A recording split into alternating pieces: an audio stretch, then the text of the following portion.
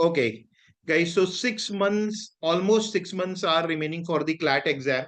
I'm assuming that it will happen in the first or the second Sunday of December. So 6 months are remaining. So first question that comes to mind is that, is this time enough? Is this time enough for CLAT preparation? Now, of course, it depends on where you stand at this point in time. आप कहाँ पर हो, आपकी कितनी तैयारी हुई है, बहुत उस पर भी डिपेंड करता है.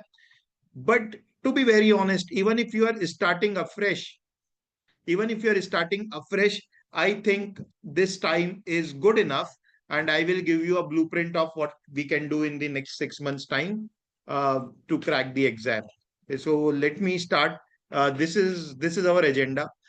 Firstly, just the first one. Where am I? This is for you to understand that अभी आप किस पोजीशन में हो with respect to your CLAT preparation. Then the second is where are you expecting, what is your aim, where do you need to go. So I will discuss about that, and then the next part is हमें क्या करना चाहिए उसके लिए. Guys, just give me a minute.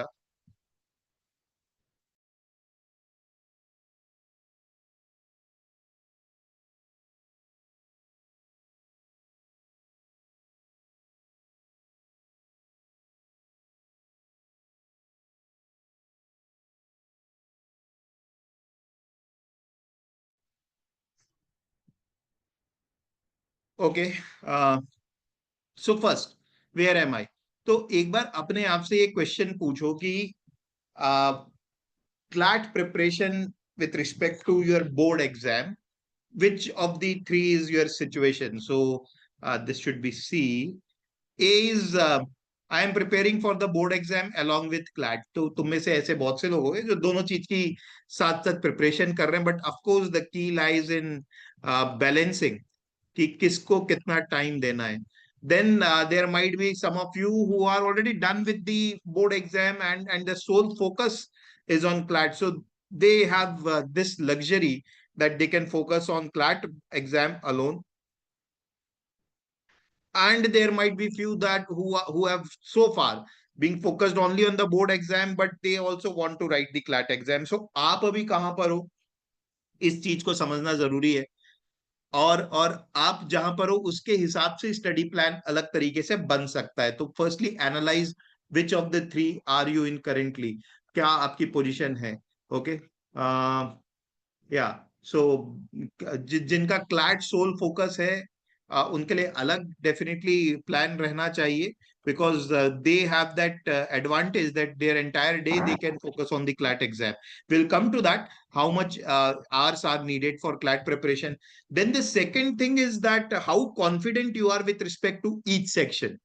Okay, so even if you have started preparation, the thing is that you might be, for example, very confident in legal section. So you will say कि legal को लेकर के you are say almost 80% sure that you are well prepared, या 60% sure that you are well prepared. You might be somewhere around 50% in say reading comprehension. GK, mostly people are never sure. QT for most of the students, they are never sure, maybe 10-15%. Logical reasoning might range depending upon your practice. तो अभी आपकी हर section को लेकर के कितनी practice है और कितने कॉन्फिडेंट आप हो, इसको समझना जरूरी है. इन scale of 0 to 100, how will you rate your self. Why this is important?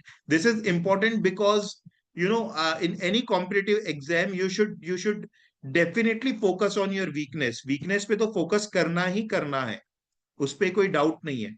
But lot of focus should also go to your strengths. Why? Because strength के ही basis में आपका जो है overall score बढ़ता है. Right? So if you want to get say a score of 100 or 90, right? So 90 to 100 के score तक पहुंचने के लिए कौन से section will help you first? Usually ये वो सेक्शन होंगे जिनमें आपकी प्रिपरेशन अच्छी है या आप नेचुरली अच्छा हो. अगर ब्रेक डाउन करके अपन देखें, यहाँ पर मैं जो बोलना चाह रहा हूं उस बात को हम देखें, यहाँ पे 5 सेक्शंस होते हैं. ठीक है. फर्स्ट इज रीडिंग कॉम्प्रिहेंशन वाला सेक्शन जिसके 24 मार्क्स हैं. Then there is GK section जिसके 28 मार्क्स है. देन देर इज लीगल का सेक्शन जिसके 32 मार्क्स है. देन देर इज लॉजिकल जिसके 24 मार्क्स एंड क्यूटी के 12 marks. Right? So if you want to score 90 marks, तो वो कैसे पॉसिबल है ये हमें समझना जरूरी है। 90 मार्क्स हमें 5 महीने बाद चाहिए, पर अगर 5 महीने बाद 90 मार्क्स चाहिए तो आज कितने मार्क्स चाहिए? May be 60, may be 50, depending upon आप कहां पर हो। एकदम शुरुआत कर रहे हो तो 50 मार्क्स शायद ना आए, 40 मार्क्स आ सकते हैं, बट एक रेंज दिमाग में होनी चाहिए। ठीक, अब अगर उस मार्क्स तक के पहुंचना है तो कैसे हम जा सकते हैं? Let us see if I am aiming at say 90 marks, then I need to have at least 2 sections जो मेरे काफी ज्यादा स्ट्रांग हो। कोई से 2 सेक्शन मेरे काफी ज्यादा स्ट्रांग होना चाहिए। स्ट्रांग का मतलब है उस सेक्शन में मैं 85% मार्क्स स्कोर करूं। उन 2 सेक्शन में मैं 85% मार्क्स स्कोर करूं, राइट? एंड ये 85% मार्क्स मैं 1 मार्क्स पर मिनट के हिसाब से स्कोर करूं। एग्जाम्पल, अब इसको बताता हूं मैं क्या बोलना चाह रहा हूं। फॉर एग्जाम्पल, अगर आप बोलते हो सर मेरा रीडिंग कॉम्प्रीहेंशन और लीगल स्ट्रांग है, ठीक है, या मैं इसको स्ट्रांग करूंगा क्योंकि मैं नेचुरली इसमें अच्छा हूं, I feel more confident about reading comprehension and legal, तो मैं बोल रहा हूँ स्ट्रांग का मतलब ये नहीं होता कि मेरे सबसे ज्यादा नंबर किस में आते हैं। स्ट्रांग का मतलब ये है कि 24 मार्क्स के पेपर में क्या मैं 85% ऑफ द मार्क्स ला पा रहा हूं, टेंटेटिवली अराउंड 20 मार्क्स, इन से 24 मिनट्स टाइम। 24 मिनट्स का टाइम, क्योंकि 24 क्वेश्चन है, इस वजह से 1 मार्क्स पर मिनट। मतलब मैं बोल रहा था कि जितने मार्क्स का है 1 मिनट, उसके हिसाब से हम देखें। सो 24 मिनट्स में मैं क्या 20 मार्क्स ला पा रहा हूँ। Similarly for GK, sorry legal अगर आप स्ट्रांग बोल रहे हो तो 85% मार्क्स मतलब around 27 marks. Can I get 27 marks in से 32 मिनट्स का टाइम? ये दो अगर आपके स्ट्रॉन्ग सेक्शन हैं, तो आप अगर देखो तो इन दो स्ट्रॉन्ग सेक्शंस को आप मिला लो। मैं यहां पे लिख देता हूं, दो स्ट्रॉन्ग सेक्शंस को आप मिलाते हो तो आपका नेट स्कोर बना है लीगल प्लस इंग्लिश में 47 मार्क्स। कितनी देर में बन रहा है ये? 32 मिनट्स प्लस 24 मिनट्स, ये आपका 56 मिनट में बना है 47 मार्क्स। आपका एम अगर 90 है तो मेरे बोलने का मतलब है 50% मार्क्स तो कोई 2 सेक्शन से लाना पड़ेगा कम से कम, तब बात बनेगी। Right now suppose you are saying your QT is weakness, आपका क्वांट वीक है, तो हमारे मन में ये आता है, और ये बहुत बड़ी बोलना चाहिए कि एक गलत फहमी है, and several academician also promote this as a view कि बिकॉज क्यूटी 12 नंबर का है तो छोड़ दो। चलो देखते हैं उस 12 नंबर को छोड़ने के बाद मेरा जीके 28 मार्क्स का बचता है और लॉजिकल रीजनिंग 24 मार्क्स का, मतलब ये दोनों मिलाकर के 52 मार्क्स के बचते हैं। 52 मार्क्स, आउट ऑफ 52 मार्क्स मेरे को 90 तक पहुंचने में 43 मार्क्स स्कोर करने पड़ेंगे, and this is difficult. 4 section में या तो आप बहुत ज्यादा अच्छे हो, 43 out of 52 is once again 80% kind of, यानी आप या तो 4 सेक्शन में क्यूटी तभी छोड़ सकते हो अगर आप बाकी 4 सेक्शन में बहुत ज्यादा अच्छे हो, अदरवाइज दिस बिकम्स रिस्की। तो अपनी वीकनेस वाले सेक्शन में भी मुझे 6 से 7 नंबर तो लेना ही पड़ेगा। So this slide is for that कि आपके नंबर कितने कितने हैं हर सेक्शन में, और आप कितना स्कोर करने का एम कर रहे हो, उसके हिसाब से अपनी प्रिपरेशन प्लान करो। ठीक है, right? I understand that it will be very difficult for us कि हम पांचों सेक्शन में बहुत अच्छे हो जाएं, तब तो बहुत अच्छा है। अगर जो ऑल इंडिया रैंक चाह रहा है अंडर 100 है तो उसे तो पांचों सेक्शन में अच्छा करना ही पड़ेगा। तो अभी क्या करना चाहिए हमें? 1 मंथ 2 मंथ के टाइम फ्रेम में बात करना चाहिए कि अगले 1 से 2 मंथ में मैं क्या देख रहा हूं अपने आप। मैं देख रहा हूं कि मेरे ये 2 सेक्शन जो है इसमें मेरे 85% मार्क्स आने लग जाए, क्यूटी में मेरा कुछ नंबर आने लग जाए, और लॉजिकल और जीके में मेहनत करते रहूं, slowly taking them towards the stronger sections. I hope यहां तक कि मेरी बात क्लियर समझ में आ रही है कि मैं क्या बोल रहा हूं। ठीक है, आगे बढ़ते हैं। मैं कितना सिंसियर हूं, ये तीसरी चीज है अपनी प्रिपरेशन मीटर। मैं कितना सिंसियर हूं, डेली रीडिंग क्या मैं करता हूं, क्या मैं डेली प्रैक्टिस करता हूं, क्या मैं वीक में कम से कम एक मॉक टेस्ट देता हूं, और क्या मैं अपने वीक एरियाज पे भी काम कर रहा हूं। This is important, how sincere am I now. आपका जो कॉन्फिडेंस लेवल था वो देखिए आपके सिंसियरिटी से बढ़ता है। If you are sincere, if you do practice things daily, regularly अगर आप करते हैं तो डेफिनेटली आपका कॉन्फिडेंस लेवल भी बढ़ेगा। तो do we do these things daily, this is important, right? So the first part was where am I, अभी हमने जो डिस्कस किया मैं कहां पर हूं। ठीक है, मेरा बोर्ड एग्जाम हो चुका है, मैं ड्रॉपर हूं, मैं अभी तैयारी चालू कर रहा हूं। Okay, the second part is कि how confident am I about each section, and how sincere am I about the things that I am supposed to do daily. Now, this is important. Where I need to go. This is CLAT 24 का data. CLAT 25 का data इसलिए नहीं डाला है because उसकी अभी counselling चल रही है, तो उसमें closing rank, this CR stands for closing rank, जो लास्ट काउंसलिंग के बाद क्लोजिंग रैंक था वो अभी मैं नहीं बता सकता, राइट? बट ये टेंटेटिवली इस साल का भी लगभग सेम एक दो नंबर ऊपर नीचे ही आया है, समझ लो आप, है ना? तो NLSUI बैंगलोर 2024 97th रैंक में क्लोज हुआ था। इस बार ये थोड़ा सा और 100 प्लस में क्लोज होगा। जनरल कैटेगरी का स्कोर वाज 99.25, SC का वाज 84.25, ST का वाज 79.75, OBC का was 91, so on and so fourth. तो बॉस आप कहाँ एम कर रहे हो? आप एक चीज देखो, ठीक है, आप एक चीज देखिए यहाँ पर, अगर आप HNLU रायपुर एम कर रहे हैं तो उसके लिए भी 90 मार्क्स की जरूरत है। ये ऑल इंडिया कैटेगरी के लिए है। यहां पर मैं डोमिसाइल की बात कर लेता हूं। अगर आप छत्तीसगढ़ के डोमिसाइल हैं, जो कि आप में से सभी लोग हैं, तो for HNLU you will need around 80 marks. 80 marks, तो हमारे लिए एक बेंचमार्क 80 मार्क्स का बनता है अगर हम एक नेशनल लॉ स्कूल चाह रहे हैं डिसेंट लेवल का, टॉप 7-8 में, तो HNLU में आपका हो सकता है 80 मार्क्स लाने पर। और अगर आप टॉप 3 या 4 कॉलेजेस चाह रहे हैं तो you will have to score around 90 marks. ठीक है, तो अब उस हिसाब से आप प्लान करना होगा कि किस सेक्शन में कितने मार्क्स आ सकते हैं, किस सेक्शन में कितना एफर्ट डालना है। ठीक, okay, where I what I need to do. अब तीसरे पार्ट में आते हैं क्या करना है। तो मैं सबसे पहले सजेस्ट करूंगा कि आपको मॉक टेस्ट देना चाहिए। बिना प्रिपरेशन के भी आप दे रहे हो तो चलेगा, क्योंकि इससे ना आपका वो वाला पार्ट समझ में आएगा कि आप नेचुरली कॉन्फिडेंट किस सेक्शन को लेकर के हो। इंग्लिश को लेकर के हो, लॉजिकल को लेकर के हो, लीगल को लेकर के हो, आप किस सेक्शन में ज्यादा बेहतर कर रहे हो as compare to other sections, and then you plan कि किस में कितना फोकस करना है। ठीक है, दैट्स व्हाई हम लोग मॉक टेस्ट शुरुआत में ही कराने लग जाते हैं। फुल लेंथ मॉक टेस्ट दो, ताकि 2-3 मॉक के बाद एक क्लियर कट आइडिया हो जाए कि कौन सा सेक्शन बेहतर है, कौन सा नहीं है। ध्यान रखें, हम सिर्फ स्कोर के बेसिस में बात ना करें। For most of the students they get 20 marks in legal and they feel their legal is good, but the problem is they get 20 marks in 50 minutes time. तो यार ये स्ट्रांग थोड़ी है, फिर ये तो वीक है। ये तो वीक है। आप 50 मिनट के टाइम में 20 मार्क्स ला रहे हो तो क्या कर रहे हो? वो तो 50 मिनट का टाइम आप मैथ्स में दोगे तो भी आ जाएंगे नंबर। ठीक है, वो तो आप दे नहीं रहे हो बिकॉज आपको पसंद नहीं है।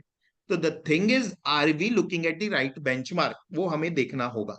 ठीक है, तो स्कोर के साथ साथ कितना टाइम लगा उस स्कोर को लाने में वो भी देखो मॉक टेस्ट में, तब पता चलेगा कि क्या स्ट्रांग है क्या वीक है। अब देखते हैं क्लैट के लिए जो नेसेसरी स्किल्स है। This is the most important skill is reading skills. अगर आप क्लैट का पेपर देखोगे तो there are around 20 passages across all the sections. ठीक है, और ये 20 पैसेजेस आर अराउंड 300-400 वर्ड्स के। Then each question has 4 options, तो you have to read a lot. यहाँ पे रीडिंग इंपॉर्टेंट होती है, रीड करना। अगर बोरिंग लगता है तो उसको सुधारना पड़ेगा। डिसीजन मेकिंग एक इंपॉर्टेंट स्किल है। डिसीजन मेकिंग इसलिए इंपॉर्टेंट है क्योंकि 120 क्वेश्चंस आपको 120 मिनट में करना है। आपको डिसीजन लेना होगा। क्लैट के दिन सरप्राइज एलिमेंट भी आएंगे कि क्वेश्चन करूं या छोड़ूं, क्या करूं। Critical thinking, because legal section और लॉजिकल सेक्शन में lot of critical thinking is involve. Now when I से क्रिटिकल थिंकिंग, क्रिटिकल का मतलब होता है जो क्वेश्चंस दिए हैं, जो पैसेज दिया है, उसको डीपली समझ पा रहा हूं कि नहीं, उसकी एनालिसिस में डीपली कर पा रहा हूं कि नहीं। ठीक है, that is what we mean by critical. अलग अलग एंगल से किसी चीज को देखना, वो थिंकिंग की यहां पर ज्यादा जरूरत है। ठीक, then you need to focus on three things. ये रीडिंग और ये तो हम स्किल्स की बात कर लिए, जो सॉफ्ट स्किल्स की बात होती है, या इंटेंजिबल स्किल क्या होना चाहिए उसकी बात कर लिए. बट अगर मैं टेंजिबल, आप घर में क्या इनपुट डाल सकते हो, कैसे मेजर कर सकते हो उसकी बात करें, तो there are three areas. Area number one is concept learning, area number two is application, and area number three is testing and strategy. Right. So what do we mean by concept learning? Concept learning means, बेटा जो unmute, अपने आप को mute में रखें सब. तनिष्का.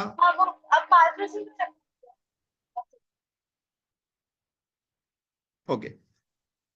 सो one is concept learning. ठीक है, तो कॉन्सेप्ट लर्निंग का मतलब होता है, for example, do I know how to solve different type of questions.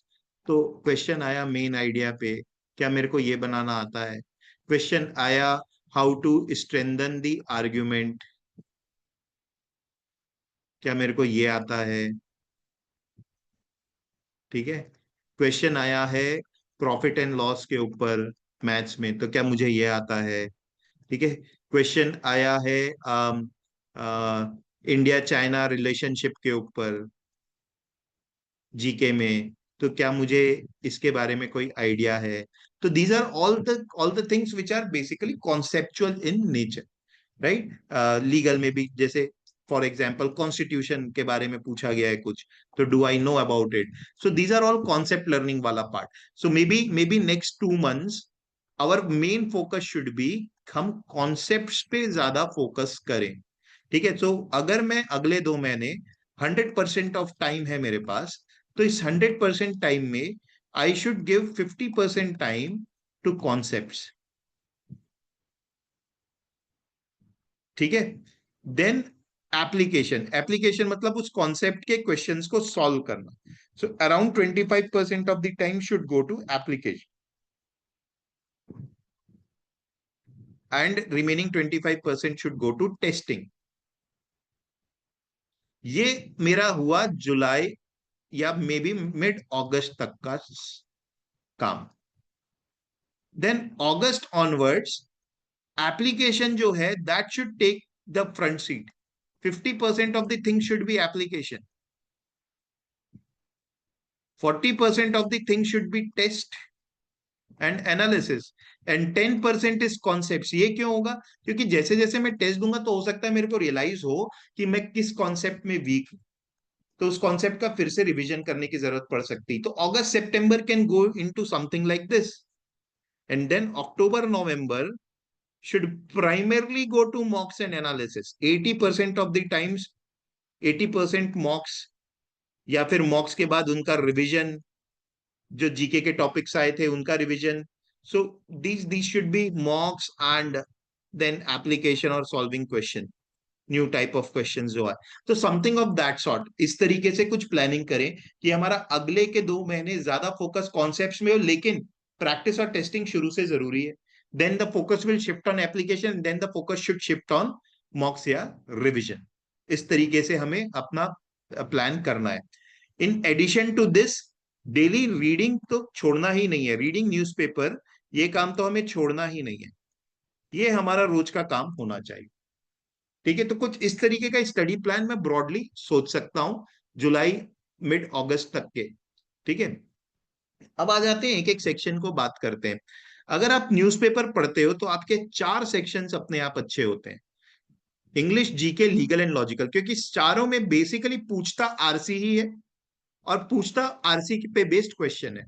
आप जो आपको जो भी आंसर मार्क करना है, देखो रीडिंग कॉम्प्रिहेंशन का सिंपल सा फंडा है, what ever question is asked उसका आंसर तो पैसेज में ही है. तो अगर आप पैसेज ठीक से पढ़ते हो या समझते हो, तो आपसे क्वेश्चन आंसर होना चाहिए. अपनी रीडिंग स्किल इंप्रूव करने के लिए न्यूज़पेपर से बेस्ट रिसोर्स नहीं है. अगर आप न्यूज़पेपर में एडिटोरियल सेक्शन रोज पढ़ रहे हैं, तो आप 4 सेक्शन को कवर कर रहे हैं. एटलीस्ट उनकी स्किल्स, उन सेक्शन को में अच्छा करने की जो है, आप उसे कवर कर रहे हैं. तो this is necessary. For concepts क्या करना चाहिए? बुक और शीट्स, जो क्लास में शीट्स मिलती है आपको, जो बुक मिली है वो कवर करें, वो काफी होगा. एंड एप्लीकेशन के लिए टेस्ट जोन, जो आपका सेक्शनल टेस्ट आपको ऑनलाइन मिला है वो, प्लस प्रीवियस ईयर क्वेश्चंस, इसको आप अप्लाई करके देखें। एंड टेस्टिंग एंड स्ट्रेटजी, जो मॉक हर वीक एक मॉक होता है, और आगे जाकर के जो 2 मॉक हो जाएंगे, वो मॉक टेस्ट देना और उसकी एनालिसिस करना। This is important. So if we break down our preparation, the necessary item of every day is newspaper. For quant, it is practice. Concepts कहां से पढ़ना है? बुक्स और शीट्स को फिर से सॉल्व करना है, या सॉल्व करना है अगर एक बार भी नहीं किया है। एप्लीकेशन के लिए मेरे पास ऑनलाइन अकाउंट में टॉपिक टेस्ट, सेक्शनल टेस्ट हैं, प्रीवियस ईयर क्वेश्चंस हैं, उनको बनाना है। And then mock test. तो ये हमारा जो एक स्ट्रेटेजी होना चाहिए, something like this. Okay. Must do, necessary is reading 1 hour daily. यार ये जरूरी है, ठीक है। मेकिंग नोट्स किस में जरूरी है? इन 3 चीज के नोट्स बनने ही चाहिए। जीके, राइट, जीके में आप जो पढ़ रहे हो उसके नोट्स बनने ही चाहिए, बिकॉज आप आज जो पढ़ रहे हो वो 1 महीने बाद या 15 दिन बाद भूल जाओगे। तो रिविजन कैसे करोगे? तो for the sake of revision, the improvement areas in GK, उसके नोट्स बनने चाहिए। Second is मॉक्स। मॉक्स, आप जैसा परफॉर्म कर रहे हो उसमें कौन से वीक एरियाज हैं, और किस तरीके के क्वेश्चंस आपसे नहीं बने थे या नहीं बनते हैं, उनके नोट्स बनने चाहिए। And the third is, whatever mistakes you are committing, maintain a log और नोट्स ऑफ देम। कि आज मैंने मैथ्स का एक क्वेश्चन बनाया था, पूरा बन गया, बट फाइनल स्टेप में डिवाइडेड बाय 2 करना भूल गया। This is a mistake that you should write, because once you revise your mistake before a mock, mock के पहले जब अपनी मिस्टेक रिवाइज करोगे, तो वो मिस्टेक मॉक में नहीं दोहराओगे। और मैं आपको बता दूं, अगर आप किसी भी मॉक में 20 मिस्टेक कर रहे हो, किसी भी टेस्ट में 20 मिस्टेक कर रहे हो, तो इस 20 में डेफिनेटली 8 to 10 मिस्टेक्स जो होती हैं वो सिली मिस्टेक्स होती हैं। सिली मिस्टेक्स का मतलब होता है ठीक से क्वेश्चन नहीं पढ़ा, पैसेज में दिखा नहीं मेरे को, मैथ्स में ये डिवाइड बाय 2 करना भूल गया। ठीक है, so all those mistakes can be avoided if you maintain कि किस तरीके की मिस्टेक्स तुम करते हो और उसको रिवाइज करो।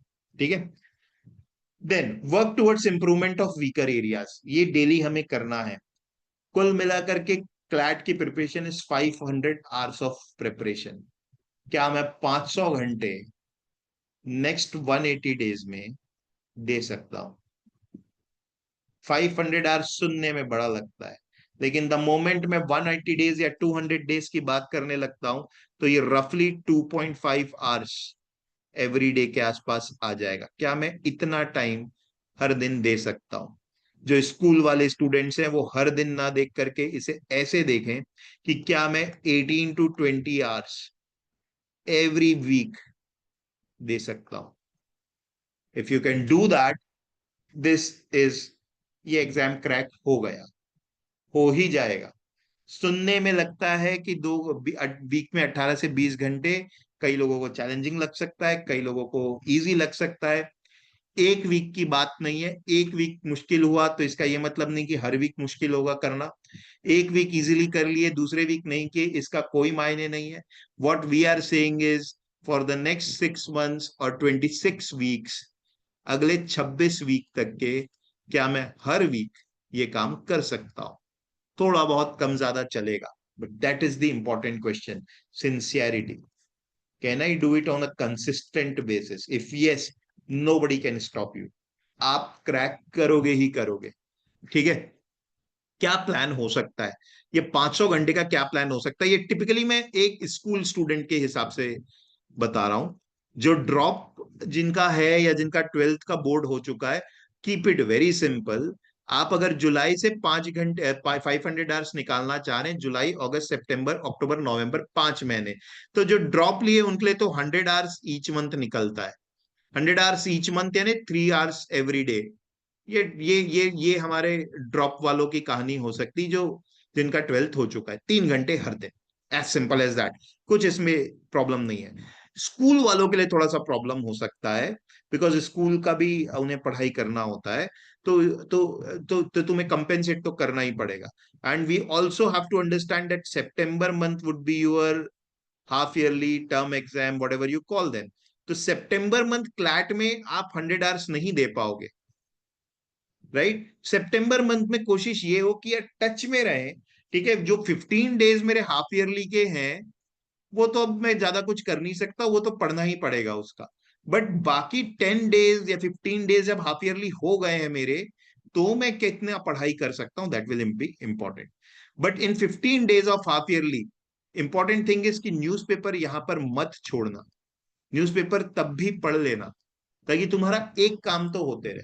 So for those 15 days newspaper बस पढ़ो, बट बाकी दिन और टाइम निकालो जब एग्जाम नहीं है। जुलाई मंथ अप टू जुलाई, जून अभी 15 जून के आसपास हम हैं।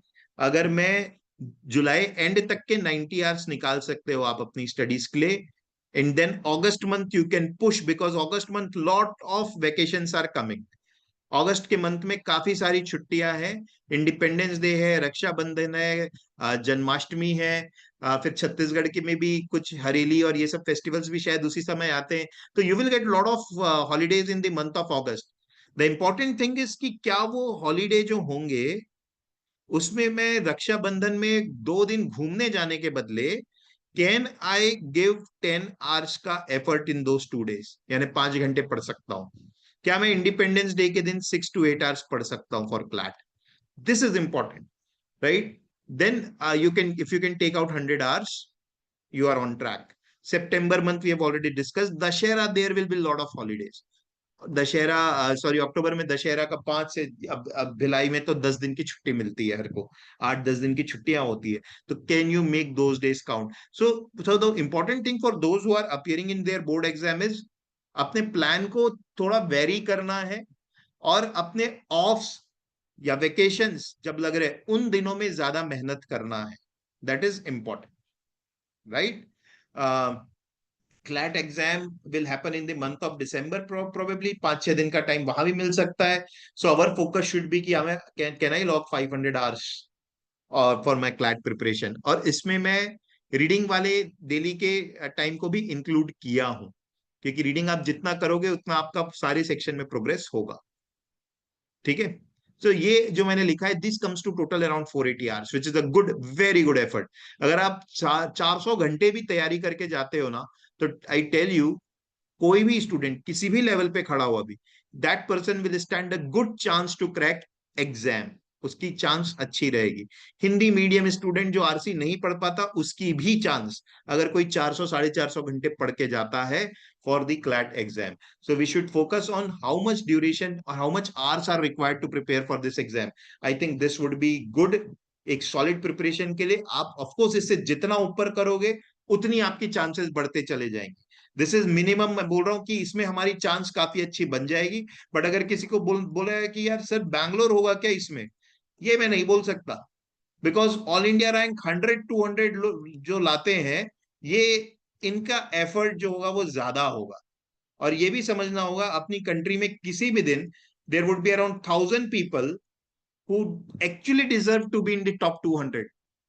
आपके स्कूल में भी होता है, अब मतलब आप क्लास में तो टॉपर एक ही है, बट और भी डिजर्विंग लोग हैं। अब वो वाला दिन किसका अच्छा जाता है वो डिपेंड करता है। सो ऊपर के 200 के लिए थोड़ा सा लक भी जरूरी है, थोड़ा टेम्परामेंट भी जरूरी है, और बहुत सारा हार्डवर्क जरूरी है। ठीक है, राइट? सो इस चीज का ध्यान रखना। अब रिसोर्सेस क्या क्या आपको यूज करना है?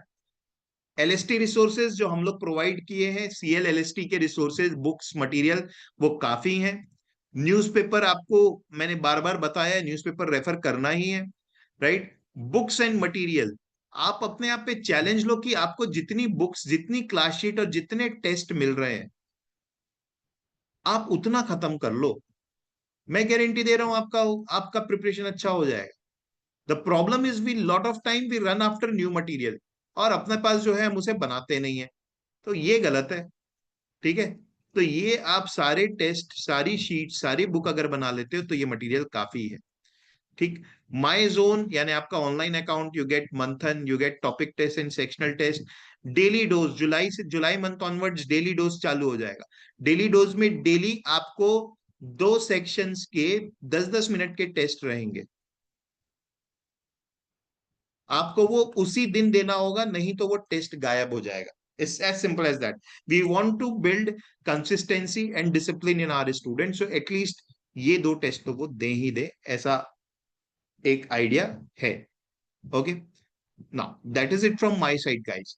As I said, session will last around 35-40 minutes. मेरे 30 मिनट अभी मैंने खत्म किए. I will take your questions. If you have any questions, you can ask. आप चैट बॉक्स में पूछ सकते हो. आप अनम्यूट करके भी पूछ सकते हो.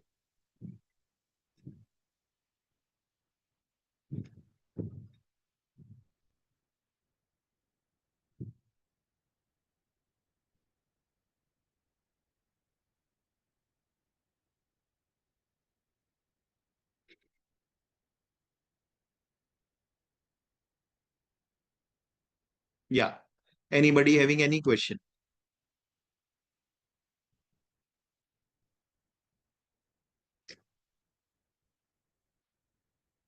What are the cut off this year? अभी ना कट ऑफ इस साल का मैं सिर्फ फर्स्ट लिस्ट का आपको टेंटेटिव बता सकता हूं. ठीक है, बिकॉज सारी लिस्ट और सारी राउंड ऑफ काउंसलिंग अभी हुई नहीं है. ठीक, राइट. बट देन हमें ये देखना है कि लास्ट ईयर जो हम कट ऑफ बात कर रहे थे, ये भी इस साल भी लगभग वैसा ही कट ऑफ गया है, 1 or 2 marks here and there. ठीक है, ये उसी तरीके का कट ऑफ गया है इस साल भी. Right. So NLS Bangalore is around 98-99 marks के आसपास ही है अभी भी. ठीक है. अब इस बार पेपर थोड़े कम मार्क्स का भी था, 113 मार्क्स का था, बिकॉज कुछ क्वेश्चंस में डिस्क्रिपेंसी थी. बट जो क्लोज होते होते, फोर्थ लिस्ट क्लोज होते होते अगर बात करें, तो मेरे ख्याल से ये कट ऑफ लगभग वैसा ही रहेगा. 1-2 नंबर इधर उधर हो सकता है, इससे ज्यादा का फर्क नहीं पड़ेगा.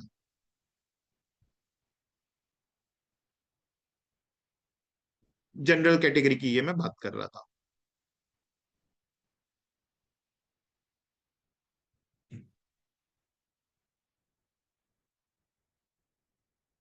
Raghav, absolutely, absolutely I can say कि जो करियर लॉन्चर के मॉक्स हैं, देखो दो चीजें होती है. मैं मॉक में क्या अचीव करना चाह रहा हूं. मैं मॉक को रेलेवेंट देखना चाह रहा हूं कि मॉक को भयंकर डिफिकल्ट देखना चाह रहा हूं. जो करियर लॉन्चर के मॉक होते हैं, they are closest to CLAT. हम क्लैट के उसको आसपास रखते हैं, 1 या 2 लेवल डिफिकल्ट करते हैं, कभी क्लैट के लेवल पे लेके आते हैं. ठीक है. मेरे को आईआईटी जेई की एग्जाम नहीं देनी है. अगर कोई बच्चा एम कर रहा है कि उसे एक एक एक मॉडरेट टू डिफिकल्ट लेवल की एग्जाम में अपियर होना है, जो कि क्लैट की एग्जाम है, उसको मैं हर बार डिफिकल्ट लेवल का मॉक दूं ये बोल करके कि मैं तेरे को एग्जाम के लिए प्रिपेयर कर रहा हूं, is wrong. If I want to play T20 cricket और मेरा पर्पस T20 क्रिकेट है, तो मैं T20 क्रिकेटर को बोलूंगा कि मैं टेस्ट मैच तेरे को खिला करके T20 के लिए प्रिपेयर कर रहा हूं. Is absolutely wrong and irrational thing to do. Once in a while difficult mock is okay, but giving all mocks as difficult and claiming कि इससे preparation अच्छी हो रही is of no use whatsoever. It is simple. Like एक easy mock भी मैं आपको दे दूं, हर बार easy mock दे दूं और बोलूं कि ये क्लैट की प्रिपरेशन है, वो भी गलत है. एग्जैक्टली exactly वैसे ही डिफिकल्ट मॉक का भी कोई रेलेवेंस नहीं है. I feel career launcher mocks are definitely the closest. And you will also find it from the people who have topped the exam कि ये क्लैट के क्लोज है, और ये सालों साल से क्लोज.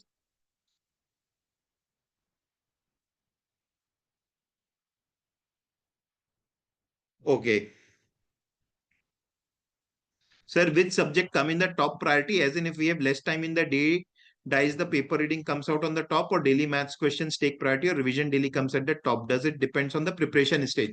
Very good question. अभिनव, डेफिनेटली प्रिपरेशन स्टेज पे डिपेंड करेगा, है ना. अभी जो तुम्हारा और किसी भी स्टूडेंट के लिए मैं बोलूंगा कि पेपर रीडिंग तो एकदम नेसेसरी स्टेप नंबर 1 है, वो होना ही चाहिए. दूसरा नेसेसरी स्टेप है, जो मेरा सबसे वीक एरिया है, उसमें कुछ टाइम स्पेंड करना. ये दो चीजें तो मेरे को करना ही है. मेरी तबीयत थोड़ी खराब है, आज मैं 4 घंटे नहीं पढ़ सकता, तो भी मैं 1 घंटे पढ़ रहा हूं, तो ये दो काम तो करना ही चाहिए मुझे. ठीक है, अभी की स्टेज में.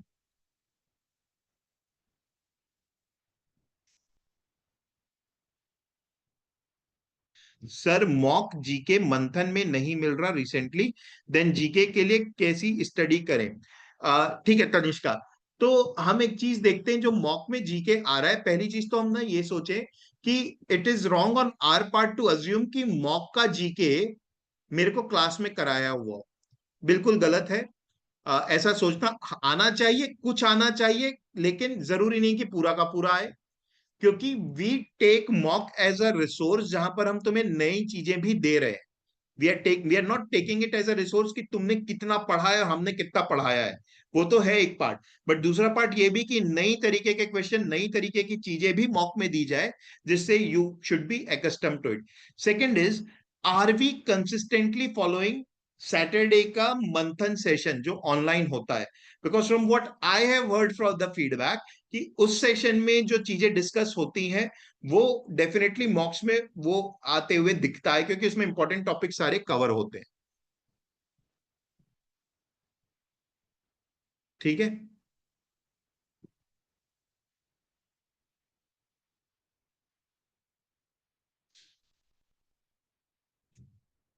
अच्छा, okay. Any other question guys?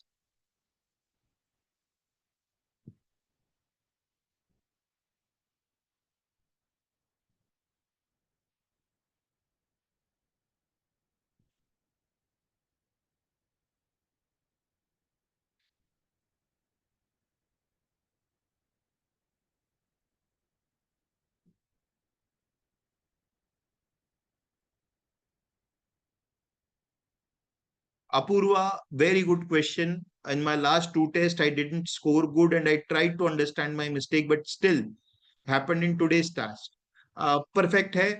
तुम एक चीज समझो कि जो हम गलतियां कर रहे हैं, ये हमें कम से कम 5 से 6 मॉक का टाइम अपने आप को देना पड़ेगा। बहुत जल्दी डिसहार्टन नहीं होना है। हम टाइम देते जाएंगे, अपने आप को प्रैक्टिस करते जाएंगे, तो ऑटोमेटिकली स्कोर इंप्रूव होगा ही होगा, होना ही पड़ेगा, और कोई चांस ही नहीं है। द थिंग इज दैट कि हम ये सोचे कि एक के बाद दूसरे में ही ठीक हो जाए, ऐसा जरूरी नहीं। क्यों ऐसा? आप समझो। क्योंकि पिछले वाले मॉक का पैटर्न अलग था, शायद मैं एग्जांपल दे रहा हूं। मैं पिछले वाले मॉक में इंग्लिश में 6 पैसेज पूछ लिए थे अचानक से, इस वाले मॉक में 4 पैसेज पूछ लिए।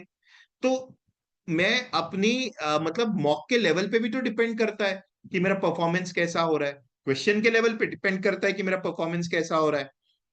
तो what you should focus, also focus on, is not only the score, कि मेरा स्कोर कितना आ रहा है। मुझे ये भी देखना है कि मेरी रैंकिंग इंप्रूव हो रही है क्या, या मेरी रैंकिंग नीचे गिर रही है क्या, या रैंकिंग वहीं पर है। तो ऑल्सो इंपॉर्टेंट थिंग इज कि मेरी रैंक कहाँ पर हो रही है। क्योंकि सारे टेस्ट सेम लेवल के नहीं है, सारे टेस्ट सेम चीज के नहीं है, उसमें अलग अलग चेंजेस आ रहे हैं। कभी डिफिकल्ट टॉपिक आता है, कभी इजी टॉपिक भी आता है। ठीक है।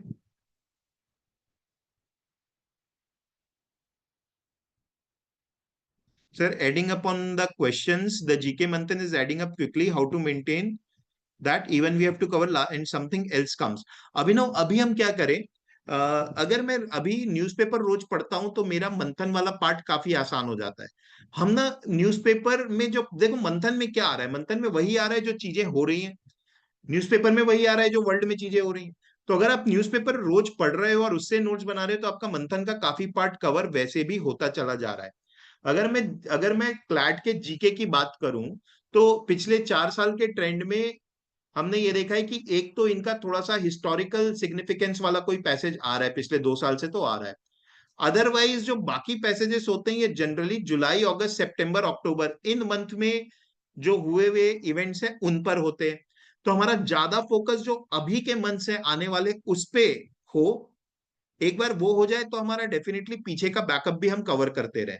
गलती ये होगी कि अभी मैं जनवरी का पढ़ रहा हूं, फिर फरवरी का पढ़ूंगा, फिर जुलाई का ऐसा मतलब अप्रैल, ऐसा करते करते जुलाई मंथ तक के, अगस्त मंथ तक के मैं 6 महीने का ही क्लियर कर रहा हूँ, और अगस्त मंथ में बैठ करके मैं फिर जून का जीके कर रहा हूँ।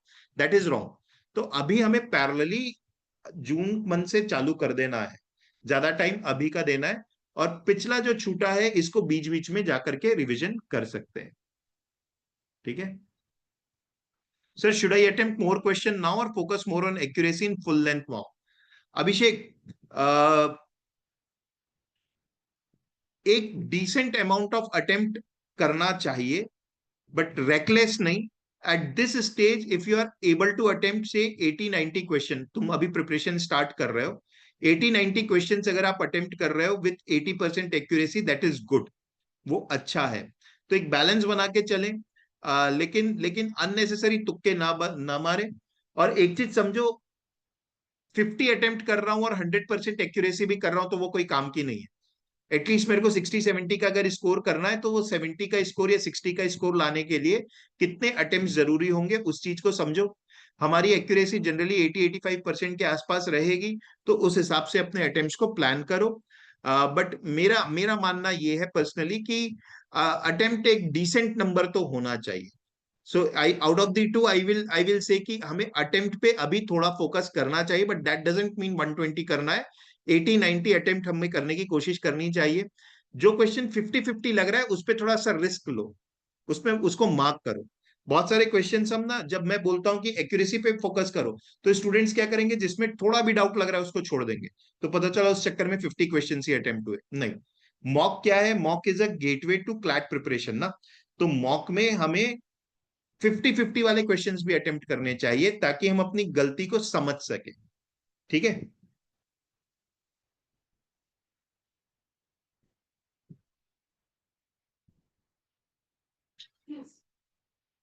Yes, Tanishka, absolutely. I don't have any doubt. Manthan is good enough for covering the GK section of CLAT. और जो क्लास में नोट्स होगा, that will be good enough. Trust me on this, and I am saying it on this.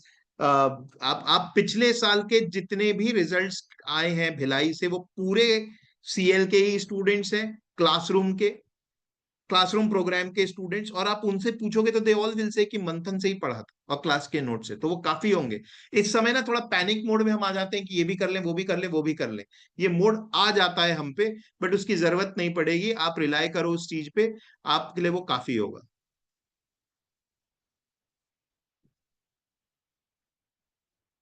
ठीक है।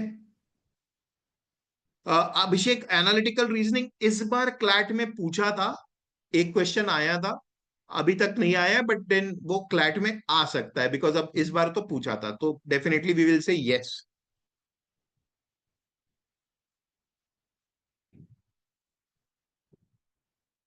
ठीक है guys. So I hope आप सबसे तो मैं रोज टच में हुई, बट इस तरीके के सेशन बीच बीच में करते रहने से कुछ क्लास से अलग हमें इनपुट्स मिल जाते हैं। So I hope that you guys push on your preparation. Okay. So thank you very much for joining this session, and any other query if you have, you can definitely come to us class वगैरह में तो पूछ ही सकते हो। Okay, चलो bye.